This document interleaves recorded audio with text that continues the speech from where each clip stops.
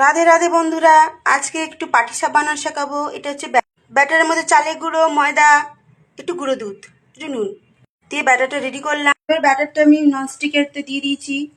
এবার আমি পুর বানিয়েছিলাম ফুলকপি, পনির, আলু আর একটু কাশ্মীর লঙ্কা গুঁড়িয়ে পুরটা রেডি করে দিয়েছিলাম।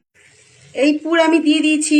এই আমি ফার্স্ট উল্টালাম, লাস্ট উল্টালাম, আমি উল্টে দিলাম। এভাবে আমার তৈরি হয়ে গেল পাটিসাপ। আর পাটিসাপ খুব একটা পছন্দের জিনিস, করাও খুব সহজ।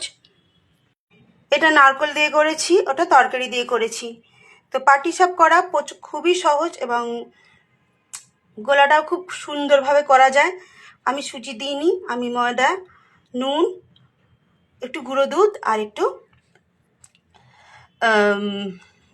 চালের গুঁড়ি দিয়ে আমি ওই গোলাটা বানিয়েছি। তো এইভাবে আমার পাটিসাপ, এইভাবে শীতের শেষের দিকে আমি পাটিসাপ কমপ্লিট করলাম। এটা রেখে ফ্রিজে রেখে খাওয়া যায়, যাদের মাইক্রোওভেন হচ্ছে মাইক্রোওভেন গরম করে খাওয়া যাবে। সকলকে রাধে রাধে।